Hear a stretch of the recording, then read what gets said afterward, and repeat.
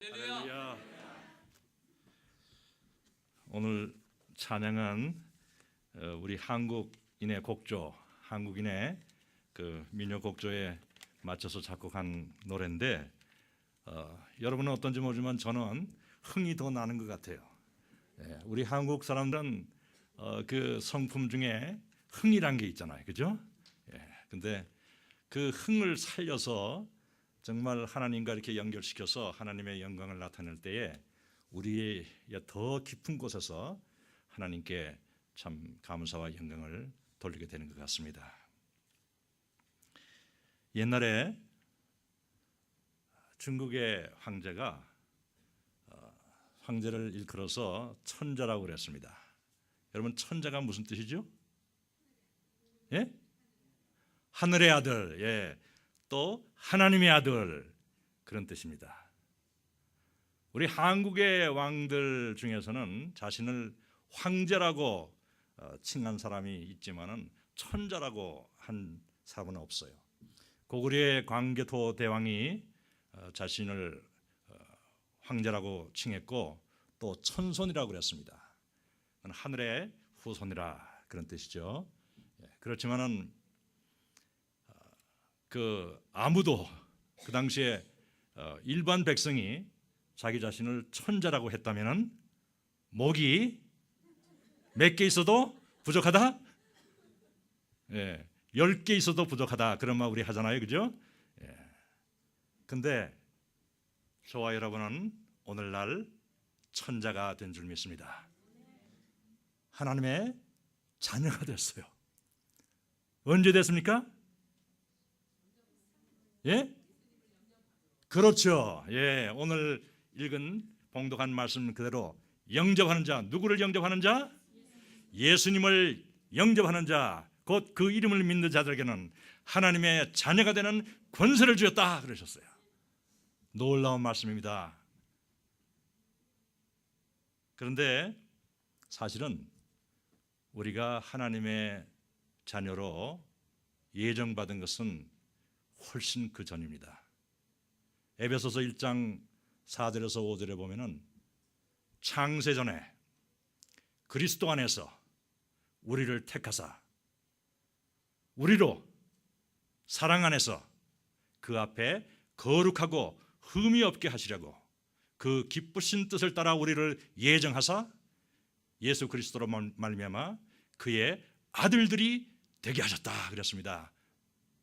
우리를 언제 하나님의 자녀로 예정하셨다고요? 창세 전에, 우주 만물을 만들기 전에 우리를 아시고 우리를 하나님의 자녀로 예정하셨다는 거예요.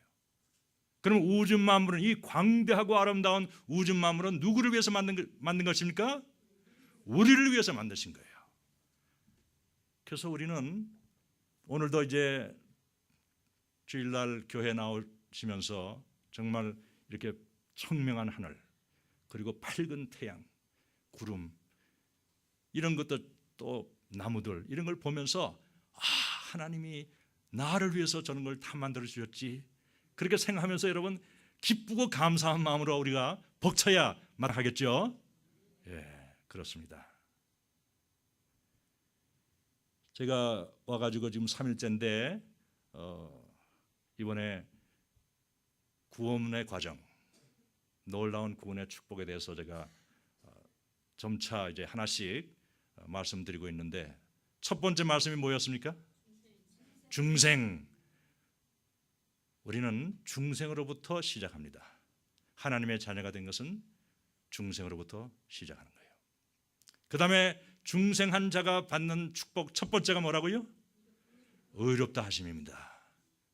우리가 아무리 부족하고 정말 사람들이 보기에는 별 볼 일 없는 사람 같지만은 하나님이 우리를, 너는 오라, 누가 뭐라고 하더라도 나는 너를 의롭게 생각해. 그리고 이미 최후의 심판 때 너는 심판을 받지 않아. 너는 사망에서 생명으로 옮겼어. 이렇게 선언해 주시는 것입니다. 두 번째 복이 뭐라고요? 영생.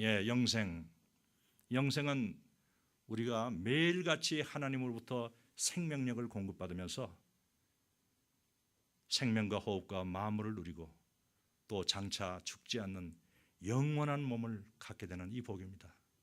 얼마나 놀라운 축복입니까? 오늘은 세 번째 복을 말씀드리겠습니다. 거듭난 자가 받게 되는 세 번째 복 뭡니까? 하나님의 자녀가 되는 권세를 받는 것. 여러분, 우리가 예수님을 영접할 때에 하나님의 자녀가 되는 권세를 받았어요. 오늘 그 복이 뭔지 우리가 한번 자세히 다시 생각해 보기를 원합니다. 그래서 저와 여러분이 이 말씀을 듣고 정말 하나님의 자녀의 권세를 충만하게 누리게 되시기를 주님의 이름으로 축원합니다. 옛날에 황제의 아들과 딸로 태어났다면 우리가 누리게 되는 놀라운 특권들이 있었을 것입니다. 그 중에서 가장 보잘것없는 하나가 뭐냐 하면은 의식주를 걱정하지 않는 걸 거예요. 그거는 아버지가 황제가 아니라도 보통 부모라도 자녀들이 의식주를 걱정하지 않죠. 그렇죠? 정말 그 부모가 병들고 가난하거나 또 부모가 없는 고아가 아니라면은 의식주를 걱정하는 자녀 없어요. 여러분의 자녀들 가운데 의식주 걱정하는 아이 봤습니까? 봤어요? 없죠. 아침에 일어나 가지고 내가 오늘은 뭐를 또 먹어야 되지? 먹고 살지? 어떻게 먹고 살지? 그러면서 나가서 좀 돈을 벌어야 되겠다. 근심 어린 얼굴로 그러는 자녀 여러분 못 봤어요. 그렇죠? 예, 그런 자는 하나도 없습니다. 의식주는 그냥 부모가 당연히 줄 줄로 알고 걱정 하나도 안 해요. 예수님께서 말씀하시기를 너희는 무엇을 먹을까? 무엇을 마실까? 무엇을 입을까? 걱정하지 말아라. 그 모든 것은 하늘에 계신 너희 아버지께서 너희에게 있어야 할 것을 다 알고 계신다. 그러셨어요. 여러분 가운데 나는 의식주를 전혀 걱정하지 않고 삽니다 하는 분 한번 손들어 보세요. 반쯤 이렇게 들다 말다 자신이 굉장히 없는 것 같아요. 한두 분 있는 것 같은, 걱정 안 하는 분이 있는 것 같기도 한데 왜 그렇습니까? 하나님 자녀의 당연히 누릴 특권인데 그것도 아주 작은 보잘것없는 특권 아닙니까? 근데 왜 여러분 못 누리고 계세요? 특권을. 예? 그렇습니다. 확신이 없는 거예요. 내가 분명히 하나님의 자녀가 됐는데 분명히 영접하면은 예수님을 구주로 영접하면은 하나님의 자녀가 되는 권세를 누리게 되었다 했는데 확신이 없는 거예요. 정말 그게 정말일까?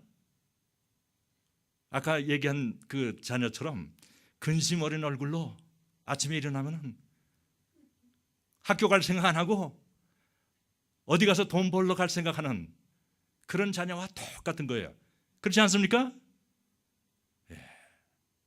믿음이 아직 없는 거예요. 믿음이 없는 거예요. 그러니까 여러분 우리가 거듭났다고 해가지고 당장 하나님의 자녀의 특권을 누리는 사람은 별로 없어요. 여러분들이 그러니까 크게 지진아는 아닙니다. 대부분 다 그래요. 그래서 하나님께서는 우리를 구원하신 후에 믿음의 훈련을 시키십니다. 구약시대에 하나님께서 이스라엘 백성을 하나님의 자녀로 삼으시고 먼저 훈련시키셨어요. 원래 이스라엘 백성은 이집트에서 200년 동안 종살이를 하고 있었습니다. 노예 생활을 하고 있었어요. 그 사람들이 왜 노예 생활을 하게 됐습니까? 원래 그 사람들이 처음 언제 그 이집트 땅에 가게 됐어요? 원래 가나안 땅에 살던 사람들인데 왜 가게 됐습니까? 기근으로 인해서. 근데 기근으로 인해서 갔는데 왜 어떻게 이집트에 가게 됐죠? 요셉 때문에. 요셉 때문에. 그 야곱의 아들 12아들 중에 가장 뛰어난 그 요셉이 형들의 시기를 받아가지고 형들에게 팔려가지고 이집트의 종으로 팔려가서 거기서 숱한 고생을 하는 끝에 이집트의 국무총리가 됐던 것입니다. 그 당시 이집트는 세계 최강국이었어요. 미국과 같은 나라입니다. 거기서 국무총리 제2인자가 된 거예요. 그래서 가나안 땅에 흉년이 드니까 그 아버지와 그 형제들 가족을 몇 명? 70명을 다 이집트로 초청했어요. 여러분들도 미국 땅에 와서 좀 자리 잡고 부모 형제들 초청한 분들 있죠? 예, 그런 거예요. 근데 여러분이야 뭐 미국에서 뭐 국무총리까지 했겠습니까? 그래도 다 초청했어요. 근데 요셉은 국무총리였어요. 바로를 빼놓고는 누구든지 그의 말에 불복종하면 그냥 자기가 다 해결할 수 있었어요. 그래서 왔던 것입니다. 이민을 왔어요. 그러니까 엄청난 대우를 받았죠. 바로가 이집트 땅에서 제일 기름진 땅을 주면서 너희들은 여기서 살아라. 그 땅 이름이 고센 땅이었어요.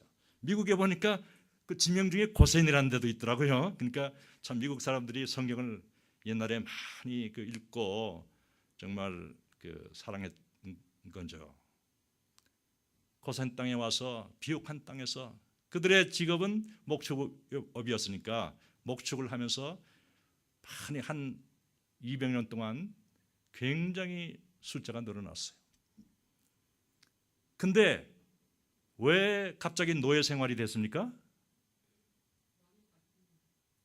왕이 바뀌면서. 예, 맞습니다. 왕만 바뀐 게 아니라 사실은 왕조가 바뀌었어요. 이집트의 역사를 보면은 요셉이 국무총리로 갔을 때는 그때의 왕조가 힉소스 왕조라는 왕조인데 이 왕조는 이집트 그 원민족이 세운 왕조가 아니고 외부에서 들어온, 그래서 그 원주민들을 정복하고 세운 왕조예요. 그러니까 요셉처럼 이방인들을 그렇게 높이 기용할 수 있었던 것입니다. 근데 한 200년 후에 힉소스 왕조가 원주민들에 의해서 멸망당하고 원주민이 세운 새로운 왕조가 들어선 거예요. 이집트 역사에 보면 그렇게 되어 있습니다. 그러니까 당연히 과거에 자기들이 정복당하고 지배당했던 그런 사람들을 쫓아내고 새로운 왕조가 들어서니까 과거에 그 밑에서 국무총리하고 우대받았던 그 이스라엘 민족을 이제 사실 이제 위협적으로 본 거예요. 숫자는 이렇게 많이 늘어났는데 저것들이 언제 반란을 일으킬지 모르겠다 이렇게 생각을 하고 그때부터 그들을 이제 괴롭히기 시작하고 결국은 노예 삼아 가지고 성을 건축하는 데 사용하고 뭐 각종 농사 힘든 농사 일에 사용하고 그렇게 해서 그 이스라엘 민족이 400년 동안 이집트에 사는 동안에 한 반 정도 200년 정도는 잘 살았는데 나머지 200년 정도는 노예 생활을 하면서 엄청난 고생을 했습니다. 마지막에는 그 바로가 어떻게 했어요? 그 민족이 더 이상 그 증가하는 걸 막기 위해서 그렇죠. 애를 낳으면은 여자는 살려주고 남자아이는 전부 다 나일강에 빠뜨려 죽였어요. 여러분 그런 그 핍박을 받았을 때 어떻게 하겠습니까? 그런 상황에서 하나님께서는 이제 하나님의 계획에 따라서 모세를 보내서 바로에게 내 백성을 내보내라 요구하게 했어요. 근데 바로가 쉽게 내보냈습니까? 그 당시에 이스라엘 백성의 수가 약 200만 명에서 300만 명인데 일할 수 있는 노동인구, 장년 남자 인구는 한 60만 명이 됐을 것으로 짐작이 됩니다.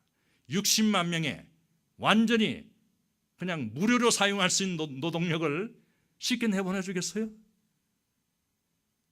안 돼. 그러니까 그때부터 하나님께서 재앙으로 이집트를 치시기 시작하는 거예요. 막 그냥 이집트 전역에 막 재앙이 나타나는데 9가지 재앙을 내릴 때까지도 이 바로가 고집을 부리면서 안 내보냈어요. 10번째 재앙 어떤 걸 내렸습니까?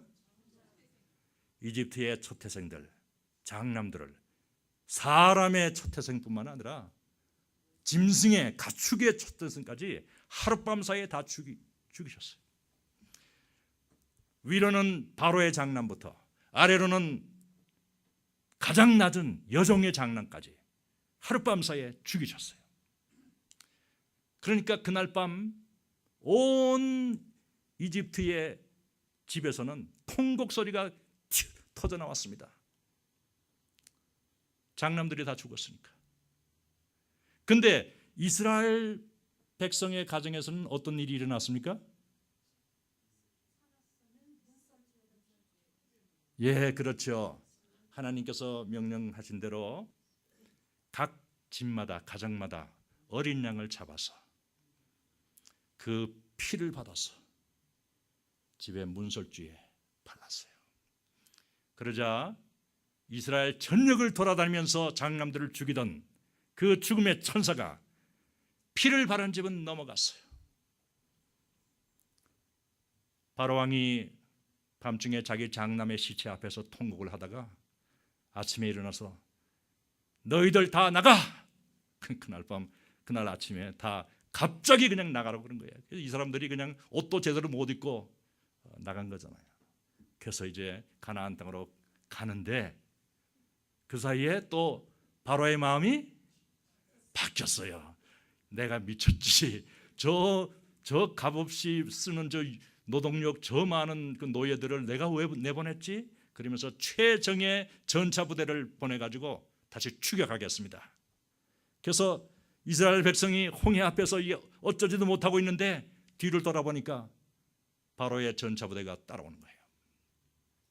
하나님이 어떻게 하셨습니까? 홍해를 가르셨어요. 홍해를 가르셨어요.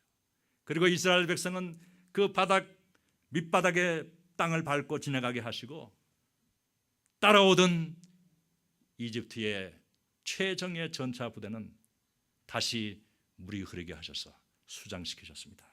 이스라엘 백성은 그 바다 언덕 위에서 그 장관을 하나님의 놀라운 그 역사를 보면서 구원의 노래를 불렀어요. 그런데 여러분, 그것이 영적으로 보면요, 우리 자신에게 일어난 일입니다. 그거 아세요? 우리는 모두 과거에 마귀의 종 노릇을 하던 사람들이었습니다. 그런데 예수님께서 우리의 어린 양이 되셔서 십자가에서 피를 흘리심으로써 우리가 그 피를 믿음으로 말미암아 마귀가 우리를 놓아주지 않을 수 없게 된 거예요. 마귀가 놓아줘서 우리가 이제 교회를 다니기 시작하니까 이 마귀가 내가 왜 쟤를 놓아줬지? 후회가 돼가지고 막 쫓아옵니다. 가정에 막 그 반대가 일어나게 하고 여자가 교회 나가니까 막 남편이 핍박하고 쫓아옵니다. 근데 여러분은 홍해를 건넜어요. 어떻게 건넜습니까? 예수 그리스도를 구주로 고백하고 물로, 목사님을 통해서 물로 세례를 받았어요. 그럼 그것은 홍해를 건넌 것입니다. 홍해를 건너면요, 그 당시에 이집트 땅을 벗어나는 거예요. 이집트 바로의 권세가 더 이상 미치지 않는 곳이에요. 그처럼 우리가 저와 여러분이 물세례를 받을 때 바로가 지배하는 영역을 벗어났어요. 믿으십니까? 마귀가 다시는 여러분을 지배하지 못합니다. 유혹할 수는 있어요.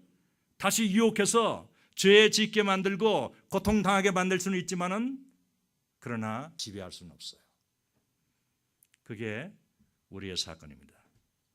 근데 이스라엘 백성이 홍해를 건너서 이제 바로의 지배에서 벗어났는데 하나님께서는 그들을 바로 젖과 꿀이 흐르는 가나안 땅으로 인도하지 않으셨습니다. 왜 그렇습니까?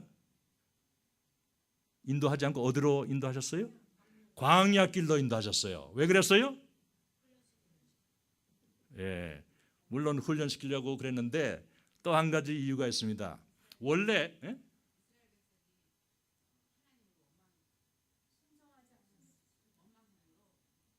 그건 아닌 것 같은데요. 예. 그때 가나안 땅으로 가는 길이 더 좋은 길이 있었어요.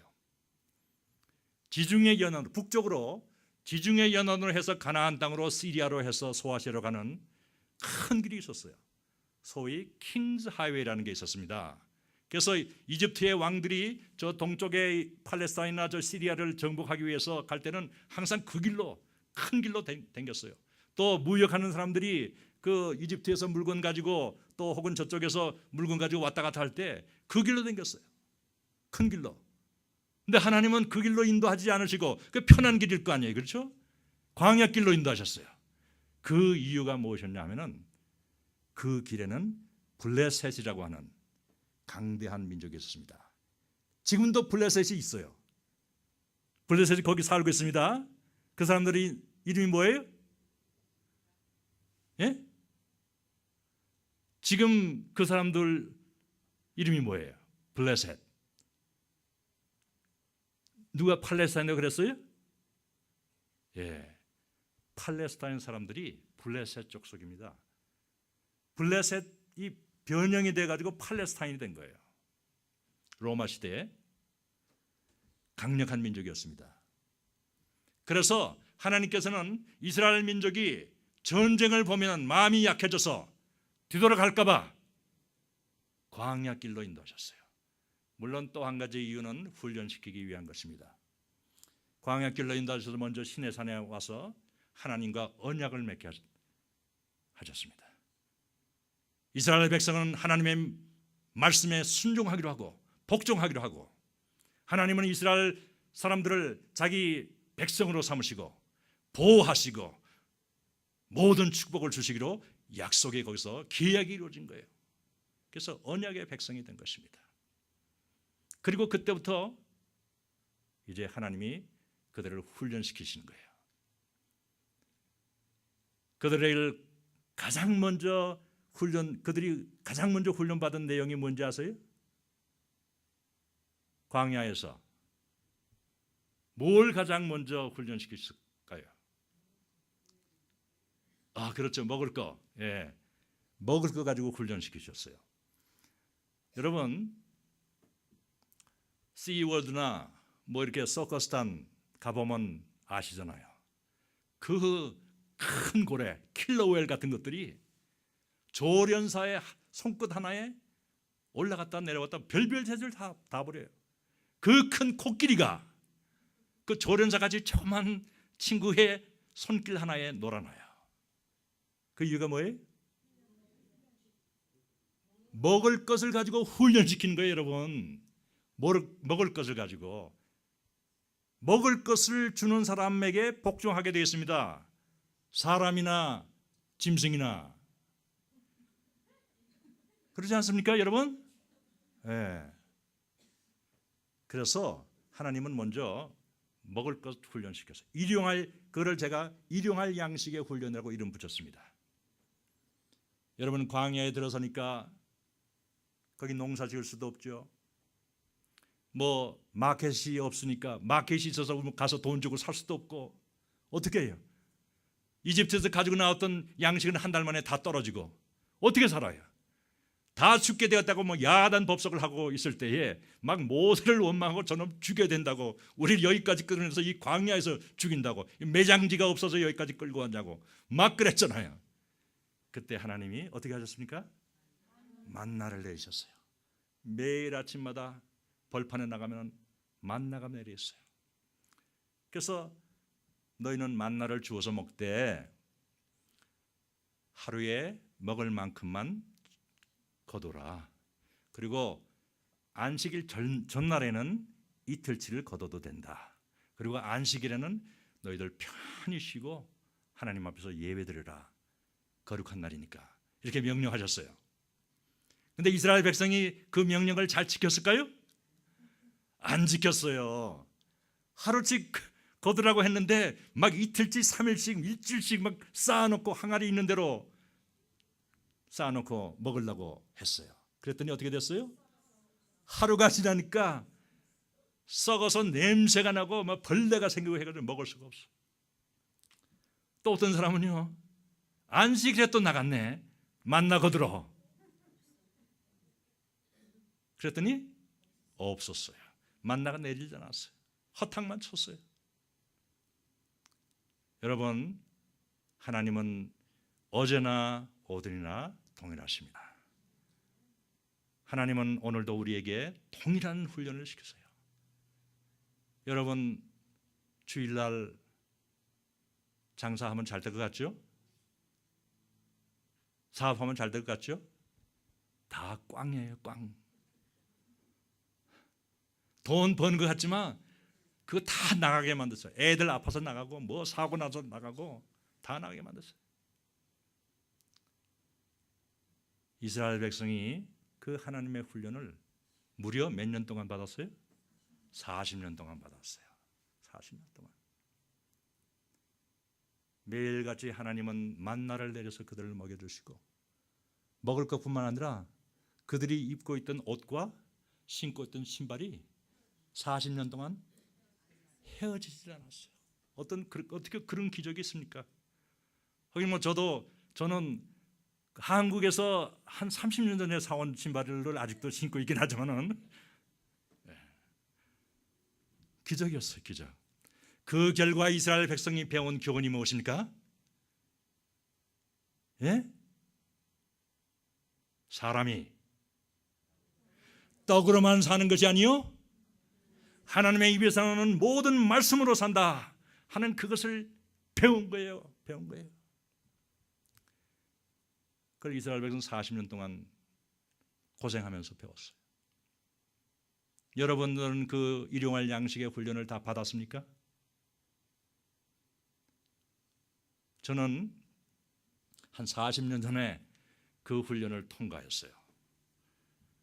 제가 이제 첫날 제 간증을 좀 했죠. 예, 그렇게 해서 이제 예수 믿게 됐는데, 그래서 그 고려 원자력 발전소 연수원에 근무하면서 이제 하나님을 믿고 그 동네에 있는 원래 교회에 다니면서 신앙생활을 하게 됐는데, 그때가 27살 때였어요. 27살 때 세례 받았는데, 세례 받자마자 제가 서리 집사에다가 성가대 총무에다가 주일학교 교사에다가 청년회장에다가 구역장에다가 1인 5역을 했습니다. 1인 5역을 했어요. 그리고 그때는 뭐 결혼도 하지 않을 때니까 회사 기숙사에 살면서 새벽기도 매일 나가고 수요 예배, 주일 예배, 주일에는 뭐 하루 동안에 교회를 몇 차례 나왔다 갔다, 주일학교 교사하고 또 갔다가 점심 먹고 또 와서 뭐 하고. 저는 교회의 일이 정말 중요한 일이라는 걸 깨달았어요. 그래서 정말 열심히 했습니다. 근데 이제 한전은 큰 공기업이었잖아요. 지금은 이제 한전이 쪼개져 가지고 뭐 이상한 이름들이 몇 개 있던데, 그때는 한전이 한국전력공사가 발전소의 건설과 발전과 전기 판매까지 다 하는 그런 거대한 공기업이었어요. 그 이제 저는 그 평직원으로 이제 근무하고 있었는데, 이제 때가 돼 가지고 간부가 될 때가 됐는데, 간부가 되려면 반드시 시험을 쳐야 돼요. 근데 보니까 주일날 그 시험이 있더라고요. 주일날. 그러니까 고민이 됐어요. 이야, 이게 하나님의 날인데 내가 이게 교회 일을 빠지고 시험을 치러 가야 되냐, 또 그런 생각도 있고. 그런데 또 반대로 또 생각하니까 내가 이게 시험을 안 치면 평생 내가 평직원으로 그냥 일해야 되잖아요. 그죠? 뭐 50이 돼도 평직원, 60이 돼도 평직원이에요. 시험 안 치면 도리가 없는 거예요. 근데 그 당시에 한전 평직원의 봉급이 정말 적었어요. 그 봉급 받아가지고는 내가 이제 결혼도 못하고 내 장남인데 부모님을 모시도 못할 게 뻔했어요. 너무 걱정이 됐어요. 그렇지만 그 해는 제가 간부 시험을 안 쳤어요. 그랬더니 내 상관인 원자력 연수원장이 내가 과장 될 거를 확실히 믿고 자리를 탁 마련해 놨는데 이게 큰일이 났다는 거예요. 그리고 회사 직원들이 그때 고리 원자력 1호기를 건설하고 있었는데 한전 직원만 해도 뭐 1000여 명이 됐고 현대건설 수천 명, 동아건설 수천 명 있는데 내 소문이 어떻게 났는지 김상하는 광신자다 이런 소문이 났어요. 그래도 제가 그냥 시험을 안 쳤어요. 안 치고. 근데 이게 시험이 1년에 한 번씩 있거든요. 그 다음에 되니까 또 시험 쳐야만 될지 안 쳐야 될지 또 고민이 되는 거예요. 그래서 기도하다가 제가 쳤습니다. 쳐서 이제 과장이 됐는데 이제 1년 늦게 과장이 되다 보니까 내 자리 마련해 또 딴 사람이 다 차지하고 갈 데가 없고 그래서 서울 본사로 올라가게 됐어요. 본사에서 한 1년 정도 근무했는데 내 상관인 원자력 기획처장이 나를 부르더니 당신 저 화력발전 쪽의 사람들하고 같이 미국에 40일 동안 미국 출장을 좀 다녀오라는 거예요. 알고 보니까 딴 사람이 원자력 쪽에 가게 돼 있었는데 이제 나로 갑자기 바뀌게 된 거예요.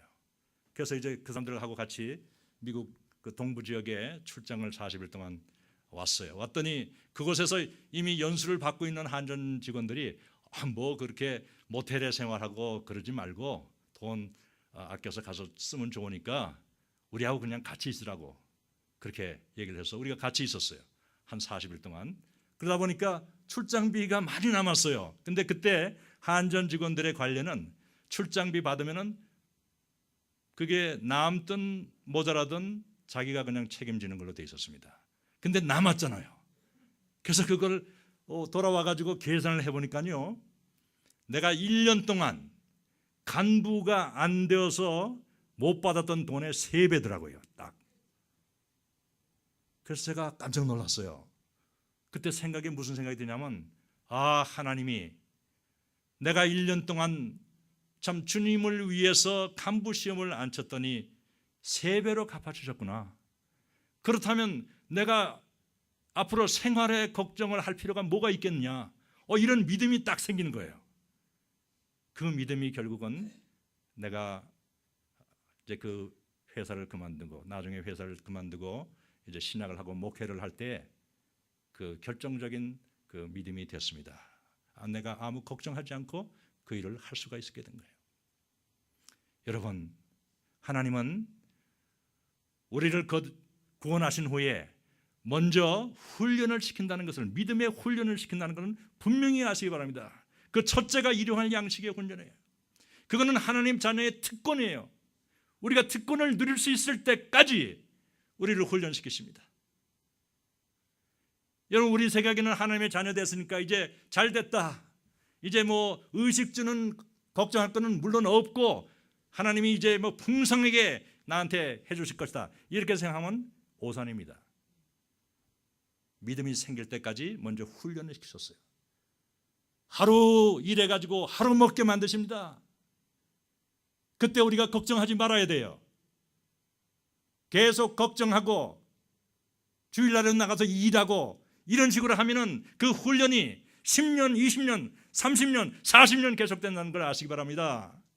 이스라엘 백성을 40년 동안 훈련시키셨잖아요. 그거를 빨리 훈련을 끝내는 것이 이게 현명한 자녀입니다, 여러분.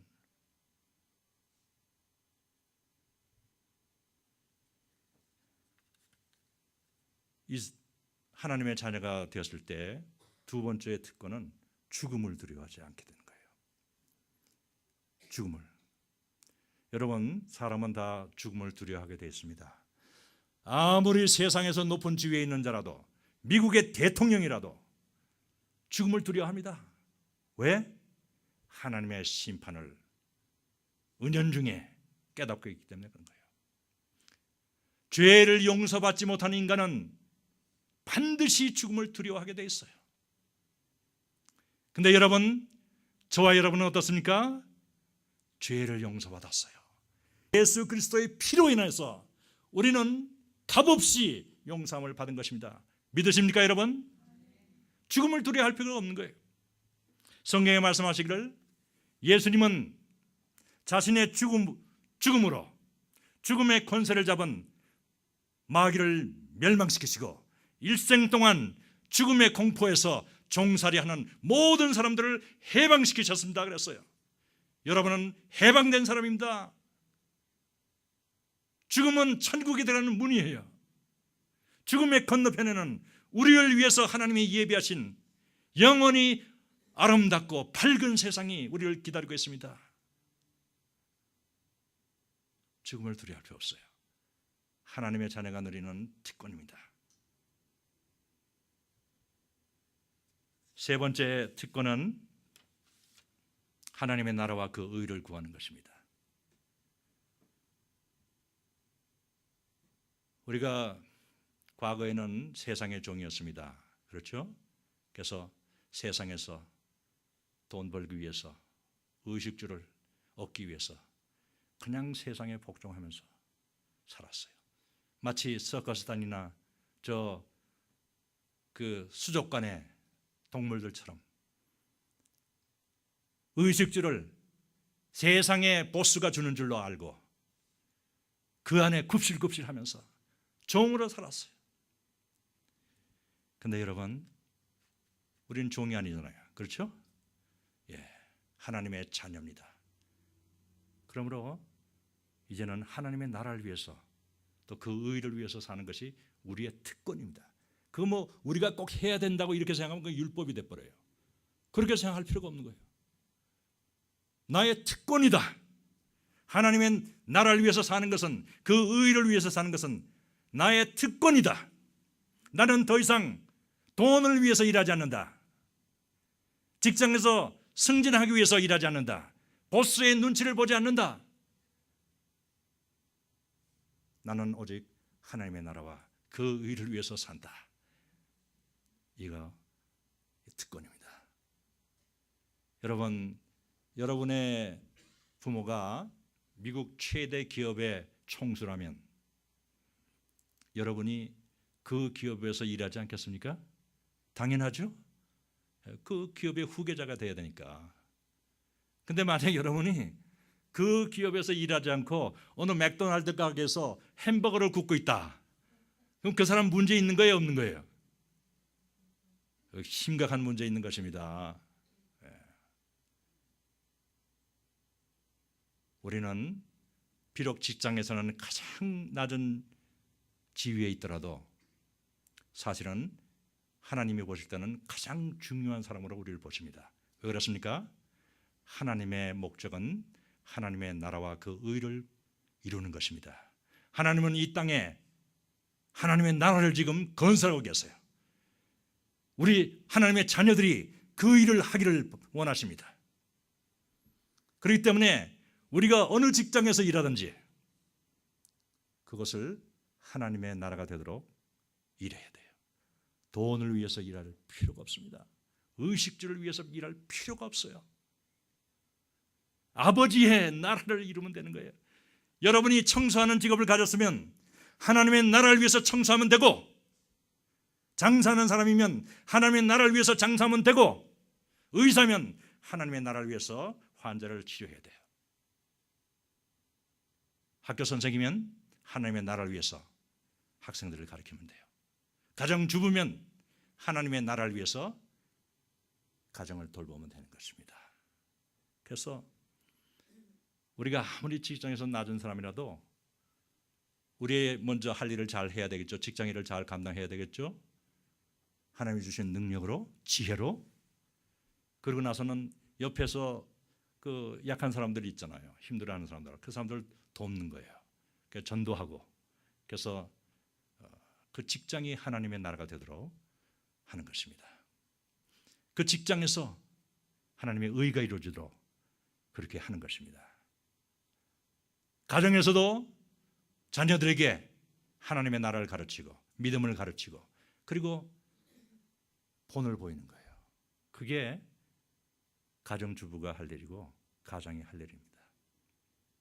우리는 그렇게 하기 위해서 하나님의 부르심을 받았고 하나님의 자녀의 특권입니다. 그것이. 네 번째 하나님 자녀의 특권은 원수를 사랑하는 것입니다. 원수를 사랑하는 거예요.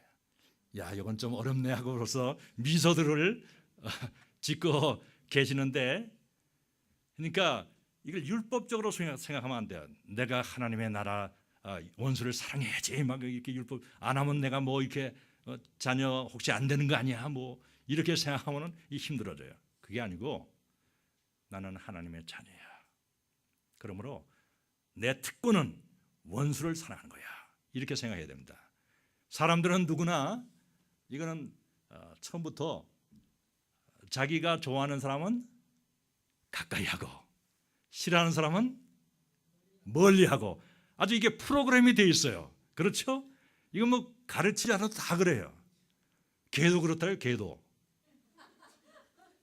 우리 집 개를 데리고 이제 시간 있을 때 일주일에 한 3번씩 가능하면 이제 산책을 동네를 산책하는데 이 개를 데리고 가다 보면은 다른 개를 만나면은 어떤 개를 만나면 막 정답게 굴어요.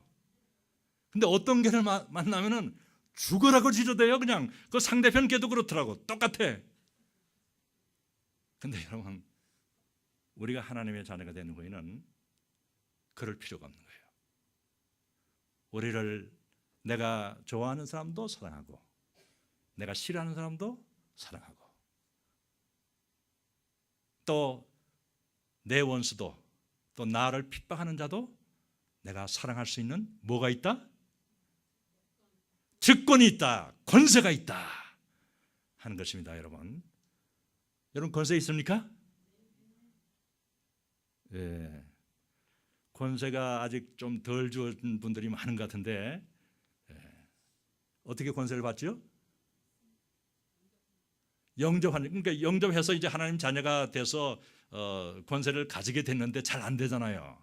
솔직히 말해서. 그렇죠? 그럼 어떻게 해야 돼요? 그때는 기도해야 돼요. 예. 제가 어젯밤에 하나님의 자녀에게는 영생의 특권이 있다 하면서 우리가 지금 당장 영생의 이 복을 누리게 돼 있는데 그것이 우리 살아가면서 항상 하나님으로부터 생명력을 공급받는다 하는 것이라고 그랬죠. 그래서 생수를 마셔라 그랬는데 생수를 마시는 법을 아는 분 손들라 그랬더니 아니 두 사람이 있었어요. 두 사람이 있더라고요. 그분들 제가 얘기는 하지 않겠어요. 내가 감사했는데 근데 사실은 그게 말을 그렇게 생수를 받는 법을 아느냐 물었으니까 그렇지 내가 여러분에게 여러분 기도해서 새 힘을 받는 법을 아는 분이 있느냐 그랬으면 다 들었을 거예요. 말을 용어를 예수님이 쓰는 용어로 썼으니까 여러분이 잘 그걸 이해를 못한 거예요. 예. 생수를 마신다. 또 생명력을 공급받는다. 새 힘을 받는다. 이건 다 똑같은 거예요. 예. 그러니까 여러분은 우리가 내가 원수를 사랑하기 지금 힘들다. 그럼 포기할 게 아니라 뭘 해야 돼요? 기도해야 돼요. 골방에 가서 하나님 내가 지금 원수를 사랑해야 되는데 원수가 바로 우리 집에 있습니다. 저 사랑해야 되는데 힘들어요 지금. 생수를 좀 주세요 하면서 하나님 앞에 무릎 꿇고 성령 안에서 성령이 주시는 거거든요. 성령 안에서 기다리세요. 계속 간절히 마음으로 하나님을 바라보면서 성령 안에서 간절히 구하면 30분, 1시간 이렇게 기다리면 반드시 주십니다. 저는 여태까지 하나님이 한 번도 거절하신 것을 보지 못했어요. 내가 힘들어서 무릎 꿇고 골방에서 기도했을 때 반드시 생수를 주시더라고요. 생명력을 주시더라고요. 생명력을 받으면 뭐가 변해요? 마음이 변해요. 마음이. 그 절망적이고 짜증나는 마음이 희망적이고 그냥 즐거운 마음으로 바뀌어요. 그 원수처럼 보이던 우리 집의 그 사람, 그 사람이 그래도 괜찮은 사람으로 보여요. 그 속썩이 된 그 애가, 자녀가 저에게 희망이 있지, 이렇게 마음이 바뀐다니까요. 그게 생수를 받았을 때 우리에게 일어나는 변화예요. 생명력을 받았을 때. 그래서 우리가 원수를 사랑할 수 있는 특권을 가진 것을 믿으시기 바랍니다.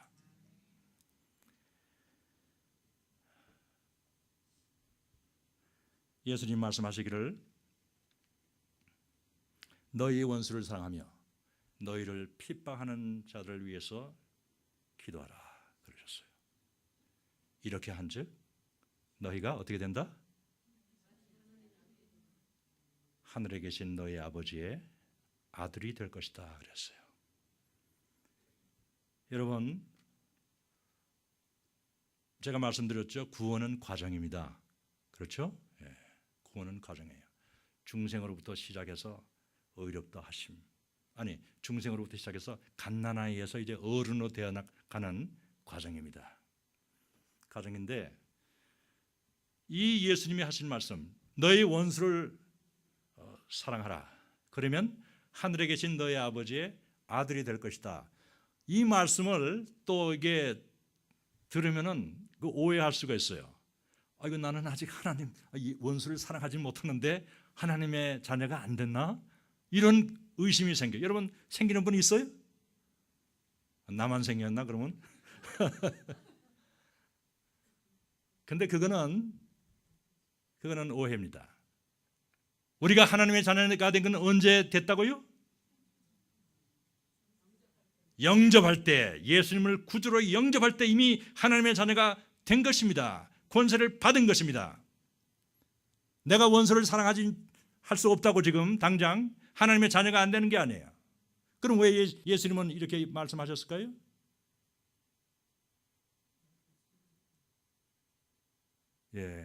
거기에 힌트가 있어요. 성경에서 하나님의 자녀라는 말과 하나님의 아들이라는 말은 다른 말로 되어 있어요. 제가 이게 원어를 얘기해서 미안하지만은 자녀라는 말은 테크논이라는 말인데 이건 중성명사예요. 남자도 되고 여자도 돼요. 근데 주로 어린 자녀를 말할 때 테크논 그럽니다. 그래서 요한복음 오늘 읽은 그 성경 1장 12절에 영접하는 자 곧 그 이름을 믿는 자들에게는 하나님의 자녀가 되는 권세를 주었다 할 때 그 자녀는 테크논이 되어 있는 거예요. 근데 지금 원수를 사랑하라 그러면은 하늘에 계신 너희 아버지의 아들이 될 것이다 할 때 이 아들은 다른 말이에요. 테크논이 아니에요. 휘오스라고 하는 말인데 이것은 상속권을 가진 장성한 아들을 말합니다. 그걸 알면은 이제 오해하지 않을 수 있어요. 여러분 우리는 갓 태어날 때는 어린 자녀예요. 그죠? 그러나 점점 이제 성숙해 갈수록 어른이 되어 가는 것입니다. 그래서 처음 믿을 때는 하나님의 자녀라고 불리지만은 장성한 후에는 아들이라고 부르는 것입니다. 그래서 예수님이 말씀하시기를 저 세상과 및 죽은 자 가운데서 부활함을 얻기에 합당히 여김을 받은 자들은 천사와 동등이요 부활의 아들로 하나님의 아들이 됨이라 그랬어요. 근데 이거는 우리가 가지고 있는 한글 성경하고 조금 다르게 제가 말씀드렸어요. 한 부분이 달라요. 한글 성경은 전부 다 부활의 자녀로 하나님의 자녀가 됨이라 그랬습니다. 근데 그건 사실은 아들이라고 번역해야 돼요. 왜냐하면 원어로 휘오스라고 되어 있어요. 왜 그러면 그 한국 성경에서 그렇게 자녀라고 그랬을까요? 제 생각에는 아들이라고 그러면 여자들이 좀 섭섭할까 봐. 여자들이 포함이 안 되니까. 그래서 아마 자녀로 하지 않았나 저는 이게 짐작을 하는데, 근데 여러분 그런 걱정할 필요가 없잖아요. 우리가 부활한 후에는 남녀의 구별이 없어집니다. 장가가거나 시집가는 일이 없어요. 그러면 아들이라고 해도 지금 여자라도 다 그 아들로 불려도 괜찮아요.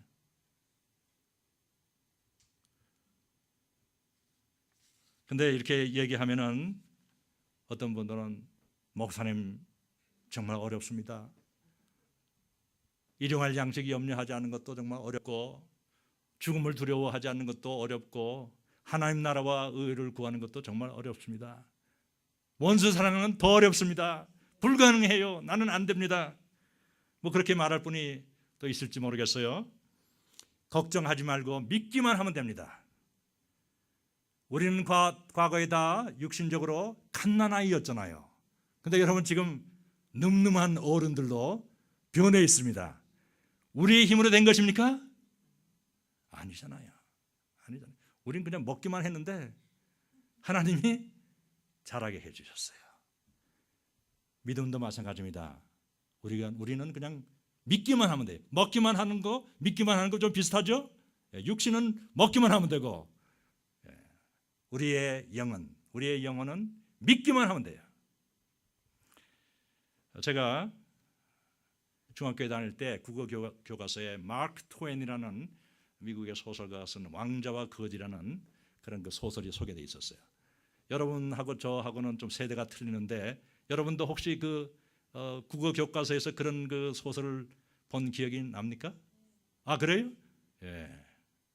그 소설에 보면은 영국의 한 빈민가에서 태어난 톰이라는 소년이 왕궁 문 앞에 갔다가 에드워드라는 그 왕자를, 그 왕실의 장남을 만나게 되었어요. 그런데 이 두 사람은 나이가 똑같고 용모도 아주 비슷했어요. 그래서 이 왕자가 너 왕궁에 한번 들어와 볼래? 하고 같이 데리고 왕궁에 들어왔어요. 그리고 한번 우리 옷을 바꿔 입어보자. 그랬어요. 그래서 그 거지 옷을 입은 그 소년과 톰과 왕자 옷을 입은 그 왕자가 옷을 바꿔 입었어요. 근데 이 왕자가 옷만 바꿔 입은 게 아니라 왕궁 밖을 내가 한번 구경을 좀 해야 되겠다 하고서 왕궁 밖을 나왔어요. 그래서 길거리를 여기저기 막 구경을 많이 하고 이제 왕궁에 들어가려고 그러니까 못 들어가는 거죠. 문지기가 이 거지놈이 어떻게 들어오려고 그래? 그러면서 그냥 때려서 내쫓았어요. 할 수 없이 그냥 길거리를 방황하다가 그 거지 소년의 알코올 중독자 아버지한테 붙잡혔어요.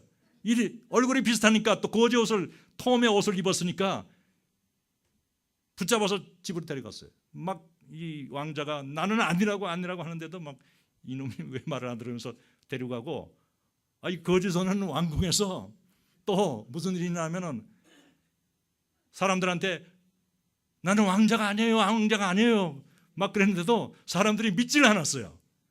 이 왕자가 갑자기 정신 이상이 생긴 거구나 생각하고서 또 왕도 그 보고를 받고 절대로 이거는 밖으로 알려서는 안 된다, 엄명을 내렸어요. 그래서 그 거지 소년이 이제 왕궁에서 왕자로서 살게 됐는데 하는 짓이 영 왕자 같지 않았어요. 뭐 배웠어야지 뭐 왕자 노릇을 하지. 근데 왕궁의 교사들이 이 거지 소년을 다시 예절을 가르친 거예요. 식탁 예절도 가르치고 쌍소리 막 하는 거를 너 그런 말 하면 안 돼. 그러면서 그냥 그 왕궁에서 쓰는 그 아주 그 품위 있는 말을 쓰게 하고 그렇게 열심히 가르쳤더니 어느 사이에 이제 정말 왕자처럼 행동하게 된 거예요. 그 후의 얘기는 생략하고 그 이야기는 저와 여러분의 이야기입니다. 아십니까? 우리는 다 과거에 거지 소년이었어요. 예수님은 왕자였습니다. 그런데 옷을 바꿔 입었어요. 예수님은 우리의 그 더러운 때 묻은 죄인의 옷을 입으시고 대신 십자가에서 못 박혀 죽으시고, 우리는 예수님의 그 깨끗한 의의 옷을 입고 왕자가 되었습니다. 근데 하는 짓이 처음에는 영 왕자 같지가 않은 거예요. 그냥 막 얘기할 때 막 쌍소리도 나오고 식탁에서 막 그냥 제멋대로 그냥 하고 그런 거예요. 근데 여러분, 하나님께서 우리 같은 그런 그 거지, 정말 밑바닥에서 살던, 이건 뭐 여러분이 사회 밑바닥에서 살았다 안 살았다 그걸 얘기하는 게 아니고 우리 다 죄인이잖아요. 그 죄 가운데 살았던 우리를 위해서 가정교사를 보내주셨습니다. 그분이 누구예요? 성령. 성령은 세상에서 제일 훌륭한 가정교사예요. 여러분, 성령 같은 가정교사 그거 몇백만 불 몇천만 불 줘도 그런 가정교사 구할 수 없어요. 하나님이시잖아요. 그 가정교사가 우리를 그때부터 가르치시는 거예요. 너 쌍소리 하면 안 돼. 너 그렇게 그냥 막 더러운 행동하면 안 돼. 하루하루 매일같이 그냥 정성껏 가르쳐서 조금씩 조금씩 진짜 왕자처럼, 진짜 공주처럼 되어가는 줄 믿습니다. 그래서 우리가 그 교육을 잘 받으면 언젠가 진짜 만왕의 왕의 왕자, 공주처럼 당당하게 살 수 있게 될 것이고, 예수님과 함께 하나님의 공동 상속자가 될 줄로 믿습니다. 하늘과 땅에 있는 모든 것이 여러분의 것입니다. 그날이 오고 있습니다. 그게 우리의 특권이에요. 우리는 그 특권을 받은 사람들입니다. 희망을 가지십시오. 믿기만 하면 됩니다. 육신은 먹기만 하면 됐는데 영혼은 믿기만 하면 되는 거예요. 여러분, 이 시간 우리 다 눈을 감고 우리 자신을 한번 돌아보십시다. 하나님께서 자기의 하나밖에 없는 아들을 희생시키셔서 거지 소년 같은 우리를 왕자와 공주로 맞이해 주셨습니다.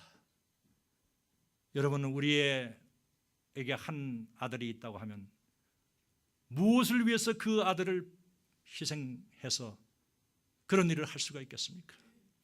하나님이 우리를 사랑하시지 않았다면 그런 일은 절대로 일어날 수 없는 일이에요. 놀라운 일입니다. 우리의 이 구원, 하나님의 자녀가 되었다는 이 놀라운 사실은, 이거는 정말 이 세상에서는 볼 수가 없는 일이에요. 이제 우리가 하나님의 자녀가 됐는데, 자녀가 되는 특권을 갖게 됐는데, 우리 가운데 아직도 네 발로 기어다니는 분이 없습니까? 갓난아이처럼 다른 교인이 가서 데리고 와야만 교회에 나오는 분, 기어다니는 상태에 있는 것입니다. 이제 일어나 보시기 바랍니다. 하나님이 그 모습을 보시고 뒤뚱뒤뚱 일어나는 그 모습을 보시고 하나님이 얼마나 기뻐하시는지 알 수가 없어. 그리고 걸어보십시오. 이제 교회에 스스로 나와 보십시오. 하나님이 기뻐하십니다. 걷기만 하다가 어느 사이에 뛰어보십시오. 처음에는 뛰다가 많이 넘어지기도 하고 다치기도 합니다. 그러나 정말 예수님, 하나님을 위해서 살고 정말 이제는 누구의 도움도 받지 않고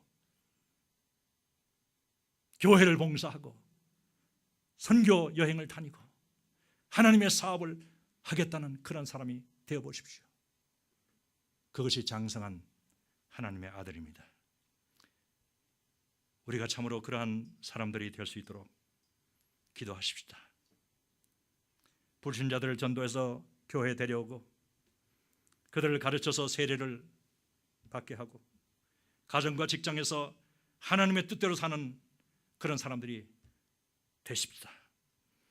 의식주를 위해서, 돈을 위해서 일하지 않고 죽음을 두려워하지 않고 원수를 사랑하며 하나님의 나라를 함께 건설해가는 장성한 아들이 되겠다고 우리 한번 하나님 앞에 고백해 보십시다.